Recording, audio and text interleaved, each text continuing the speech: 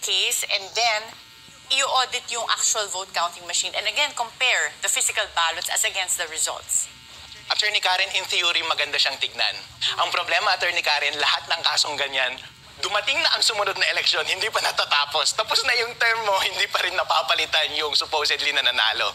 Ang problema kasi, Attorney Karen, is kapag i-delegate mo yung control ng integrity ng COMELEC sa ganung proseso, marami pang inefficiencies na kailangan mong daanan. Baka sa sinasabi nila, baka corrupt pa yung prosecutor, corrupt yung judge, or corrupt kung sino. Madaming masyadong interested na may vested interest para hindi ka manalo sa case na yun na pwedeng makaapekto sa kaso. Ang point ko lang, Attorney Karen, is huwag na tayong pumunta doon. Pumunta tayo sa pinakamadali. Kung baga, low-hanging fruit ang sinasabi nila. Kung ito yung solusyon na pinakamadali, bakit ayaw mong kunin? Kasi kapag hindi mo kunin, mukha kang guilty. Chairman George Garcia, meron ka bang tinatago?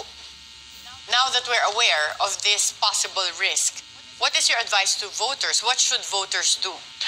Mga kababayan ko at mga botante ng bansang Pilipinas, ito po ay napakahalagang issue. Kung maalala ninyo, marami ng mga taong nag-expose tungkol sa pwedeng mandaya sa mga automated counting machines ngayong eleksyon at mga nakaraang eleksyon. Pero ito yung first time na pinatanggal nila yung expose at kinasuhan nila yung nag-e-expose. Itanong nyo po sa sarili ninyo, baka may tinatago ang COMELEC kasi magandang maging skeptic, hindi ako nag-accuse, pero magandang maging cynical, Attorney Karen. Itanong mo rin, meron bang incentive ang masamang gobyerno para dayain ang eleksyon? Kayo na po ang makakasagot. At bakit